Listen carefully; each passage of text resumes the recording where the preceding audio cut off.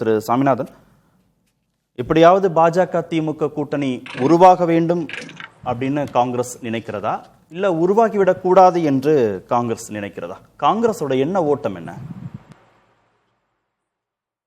இல்ல, காங்கிரஸ் கட்சியை பொறுத்தவரை அப்படி ஒரு அலைன்ஸ் உருவாக கூடாதுன்னு கொஞ்சம் பதட்டமா படுறாங்க.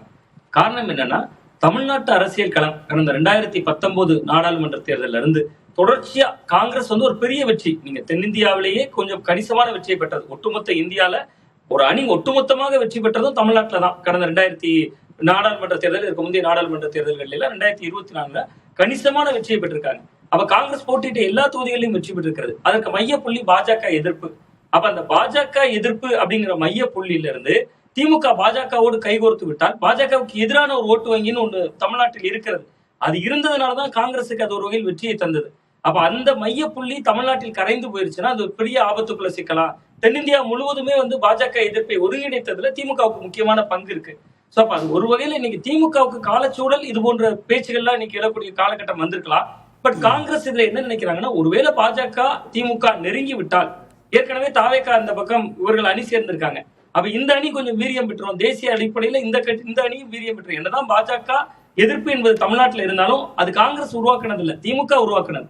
காங்கிரஸ் கடந்த 5 ஆண்டுகள்ல தொடர்ச்சியாக பார்த்தா எந்த வீரியமான போராட்டத்தையும் தமிழ்நாட்டுல பாஜகவுக்கு எதிராக செய்ததில்லை. ஆனா திமுக செய்திருக்காங்க. கடந்த தேர்தல் நெருக்கத்துல கூட கிட்டத்தட்ட ஒரு சட்ட நகலீர்ப்பு போராட்டத்தை கூட முதல்வர் மு க ஸ்டாலின் அவர்கள் தேர்தல் நேரத்துல கூட செய்திருந்தார். அப்ப அவ்வளவு வீரியமா முன்னெடுத்திருந்தார். அப்ப அவர் உருவாக்கி வைத்த பாஜக எதிர்ப்பை அறுவடை செய்ததுல காங்கிரஸ் கட்சிக்கு பலன் இருக்கு.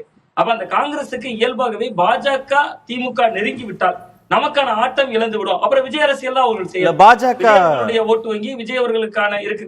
பாஜக எதிர்ப்ப இப்போது கூட்டணியில் இருக்கக்கூடிய, கூட்டணிக்கு தலைமையேற்றிருக்கக்கூடிய தாவேகா அவ்வளவு வீரியமாக செய்யாது, அதை வச்சு நாம எலெக்ஷன்ல அறுவடை பண்ண முடியாதுன்ற இடத்துக்கு காங்கிரஸ் நகர்ந்துருச்சப்போ நீங்க சொல்றதை வச்சு பார்த்தா.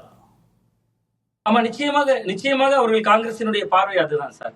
ஏன்னா கிட்டத்தட்ட இன்று வரை விஜய் அவர்கள் வீரியமாக எந்த எதிர்ப்பையும் பதிவு செய்யல. தேர்தல் நேரத்தில் களத்தில் இல்லாதவர்கள் அப்படிங்கிற வார்த்தையை தான் பதிவு செய்திருந்தார். ஆளுநர் ஆய்வு செய்தார். ஆளுநர் ஆய்வுக்கு எதிராக கூட காட்டமா நீங்க போகிற ஊர்கள் எல்லாம் பேசுகிறார், விஜய் அவர்கள் பேசுகிறார், திருச்சி கிழக்குல பேசுகிறார், கரூர்ல பேசுகிறார், இன்றுமே திமுகவை தானே விமர்சனம் செய்கிறார். ஆளுநர் ஆய்வு செய்கிறார், அதற்கான பதில சொல்லணும், அதற்கு வீரியமாக ஆளுநர் மீதான விமர்சனங்களை வைத்திருக்கணும். இது போன்ற பல விஷயங்கள் இருக்கலாம், பல்கலைக்கழக விஷயமாக இருக்கலாம். இது எல்லாவற்றிலுமே எதிர்க்கலையே. ஒன்னொன்றுக்கோ திருமாவளவன் அவர்கள், வைகோ அவர்கள், கிட்டத்தட்ட காங்கிரஸ் கட்சி இவர்கள் தான் பதில் சொல்ல வேண்டியிருக்கு. அப்ப திமுக கூட்டணியில அந்த இன்ஜினை திமுக ஓட்டியது, இவர்கள் எல்லாம் பலனை அனுபவிச்சாங்க அடுத்தடுத்த கமார்ட்மெண்ட்ல இருந்து. பட் இங்க பாஜக எதிர்ப்புங்கிறத ஓட்டடிப்படையில் விஜய் அவர்களுக்கு 35% வாக்கள் விழுந்து விட்டது. மக்கள் பெருவாரியாக வாக்களித்து விட்டார்கள். ஆனா அடுத்து வரக்கூடியது நாடாளுமன்ற தேர்தல். அங்க பாஜக எதிர்ப்பு ரியாக்ட் பண்ணணும். அந்த பாஜக எதிர்ப்பு என்கிற புள்ளி ஒருவேளை கரைந்து போயிருச்சுன்னா அதுல பெரிய சிக்கலை சந்திக்கப்படுறது காங்கிரஸ் கட்சி தான். பிரதமராக முதல்ல முன்மொழிந்தது 2010. இல்ல, திரு விஜயோ தாவேகாவோ பாஜகவை திமுக அளவுக்கு ஏன் வீரியமா எதிர்க்கணும்? திரு விஜய்ங்கிற செல்வாக்கே போதாதா? விசில்ங்கிற செல்வாக்கு போதாதா? தாவேகா செல்வாக்கு போதாதா? தமிழ்நாட்டில் 35% வச்சிருக்காங்க. தென் மாநிலங்கள்ல கை கொடுப்பாங்க, திரு விஜய் கை கொடுப்பார். தென் மாநிலம் முழுவதும் பிரச்சாரத்துக்கு அழைச்சிட்டு போக முடியும் திரு ராகுலால. இன்னும் சொல்ல போனா வட மாநிலங்கள்லையும் திரு விஜயை வச்சு பிரச்சாரம் பண்ண முடியும். அப்படின்னா இருக்கும்போது எதுக்கு பாஜக எதிர்ப்புங்கிறது அங்க தேவைப்படுதா காங்கிரஸுக்கு? தாவேகா செஞ்சே ஆகணும், திரு விஜய் செஞ்சே ஆகணும். நிச்சயமா சரி. இப்ப விஜய் அவர்களை வைத்து வாக்கள் வாங்கலாம். அது விஜய் அவர்கள் தன்னை முன்னிலைப்படுத்தி சந்தித்த தேர்தல். நீங்க இன்னொரு தேர்தலில் இப்ப ராகுல் காந்தி அவர்களையும் அவர் முன்னிலைப்படுத்தணும். 2 சவால்கள் இருக்கு விஜய் அவர்களுக்கு. ஒன்று, அவர் பாஜகவை எதிர்க்கணும். இன்னொன்று, ராகுல் காந்தி அவர்களை ஏற்றுக்கொள்ளணும். நீங்க அப்ப அவர் விஜய் அவர்கள் என்னதான் ராகுல் காந்தி அவர்களை ஏற்றுக்கொண்டாலும் மு க ஸ்டாலின் அவர்கள் 2019 இவர் தாங்க பிரதமர் வேட்பாளர் முதல்ல முன்மொழிந்தார். அப்படியான ஒரு சூழல்ல விஜய் அவர்கள் இவர்தான் பிரதமர் வேட்பாளர் என்று ராகுல் காந்தியை முன்மொழிந்தா விஜய் ரசிகர்களே முதலில் ஏற்றுக்கொள்வார்களா என்கிற ஒரு கேள்விக்குறி வரலாம். ஏன்னா இவர்தான் ஸ்டார், இவர்தான் நம்பர் 1, இவர் என்னங்க இன்னொருவரை கைகாட்டுகிறார் என்கிற ஒரு பார்வை கூட ஒரு ரசிக மனநிலையில நான் சொல்றேன். அந்த இடம் ஒரு இடைவெளியை தரலாம். ஆனா திமுகவுக்கு அந்த சிக்கல் இல்லாமல் தான் இருந்தது கடந்த காலங்கள்ல. ராகுல் காந்தி அவர்களுக்காக இவர் இந்தியா முழுவதும் பிரச்சாரம் செய்தார் அல்லது இந்தியா முழுவதும் போய் பரப்புரை செய்யறாருன்னா 2 விஷயங்களை செய்யணும். ஒன்று, மோடி அவர்களையும் எதிர்க்கணும், ராகுல் காந்தி அவர்களையும் உயர்வாக பேசணும். இந்த 2 சிக்கல் அவருக்கு இருக்கு. இந்த 2ஐயும் அவர்கள் செய்தார்கள்னா களத்துல இங்க இருக்கக்கூடிய தமிழ்நாட்டுல காங்கிரஸ் கட்சியும் வளர்வதற்கு வாய்ப்பு இருக்குமே. அதை விஜய் அவர்கள் விரும்புவாரா முதல்ல? ஏன்னா ஏற்கனவே காங்கிரஸ் கட்சி வசம் இருந்த சிறுபான்மையினர் ஓட்டுகள், ரொம்ப குறிப்பா சிறுபான்மையினர் கிறிஸ்தவர்கள் வாக்களை விஜய் அவர்கள் தான் ஈர்த்திருக்கிறார். இன்னைக்கு காங்கிரஸுக்கு தான் இதுல லாபம். நீங்க அமைச்சரவையில பங்கு கிடைத்து விட்டது. அடுத்ததாக நீங்க விஜய் அவர்களை முன்னிலைப்படுத்தி நீங்க விஜய் அவர்கள் ராகுல் காந்தி அவர்களுக்காக பிரச்சாரம் செய்தார்னா, கரூர் சம்பவத்துல சிபிஐ விசாரணை இருக்கு, பல வழக்குகள் இருக்கு. இன்னும் ஒரு தொடர்ச்சியாக ஒரு புதிய அரசு அமைந்திருக்கிறது. நாடாளுமன்றத்துல ஒரு மாநிலங்களவை பிரதிநிதித்துவம் வருது. அந்த இடத்தையே காங்கிரஸ் கட்சி கொடுத்துட்டாங்க. அப்ப அவர்கள் எவ்வளவு வீரியமாக எதிர்ப்பார்கள் என்கிற ஒரு அச்சமும் பயமும் காங்கிரஸ் கட்சிக்கு இருக்கலாம். அப்ப பாஜக எதிர்ப்பு என்பதை திமுக செய்யணும், அதன் பலனை அறுவடை செய்யணும். இது காங்கிரஸ் வீகமாக இருக்கலாம். ஆமா, இல்ல இப்ப தாவேகா பாஜக எதிர்ப்பை வீரியமா செய்யாது, அதை வச்சு தேர்தலில் அறுவடை செய்ய முடியாம போயிடுமோ அப்படிங்கிறது காங்கிரஸோட அச்சமா, இல்ல திமுக மாநில கட்சிகள் அளவிலான ஒரு கூட்டணி அப்படின்னு ஏதாவது ஏற்படுத்தி பாஜகவுக்கு ஒரு அனுகூலத்தை ஏற்படுத்திடும் அப்படிங்கிறது உண்மையாக காங்கிரஸோட அச்சமா இருக்கா?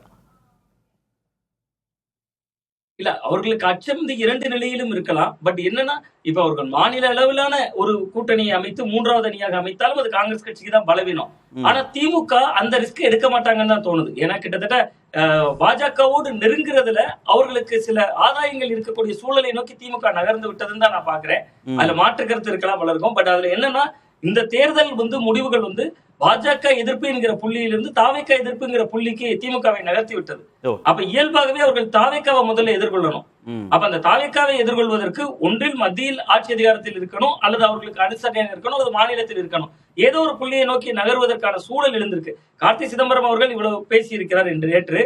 அதே போன்று இன்னைக்கு TR பாலு அவர்கள் திருச்சி சிவா போன்றவர்கள் செய்தியாளர்களை சந்திச்சிருக்காங்க.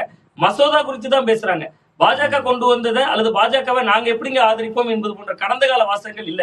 இன்னைக்கு திமுகவோட அபிஷியல் வெப்சைட்டுக்குள்ள கொஞ்சம் முன்னாடி போயிட்டு வந்தேன். கடந்த 24/4 தொகுதி மறுவரையறை மசோதா எவ்வளவு ஆபத்தானதுன்னு ஆங்கில கட்டுரை எழுதியிருக்காங்க. பட் அதுல இப்ப பரிந்துரைகள், எங்கள் பரிந்துரைகள் ஏற்கப்பட்டால்ங்கிற புள்ளியை நோக்கி நகர்ந்திருக்காங்க. அப்ப பாஜக விஷயத்தில் ஏதோ ஒரு அனுசரணைக்கு திமுக தயாராக இருக்குன்னு தான் பாக்குறேன். அது கொள்கை சமரசம் அல்ல, தாவேகா எதிர்ப்புங்கிற நிலைப்பாட்டின் மையம் தான் பாக்குறேன். இல்ல, காங்கிரஸ்க்கு தாவேகாவோட மாநில அரசுல இருக்கணும், அமைச்சரவையிலையும் இடம் பெற்றுக்கணும். அதே சமயத்தில் திமுக தேசிய அளவில் பாஜகவோடு இணைந்து ஒரு வலுவான கூட்டணியை கட்டமைச்சிடவும் கூடாது. அப்படி ரெண்டையும் விரும்புறாங்க.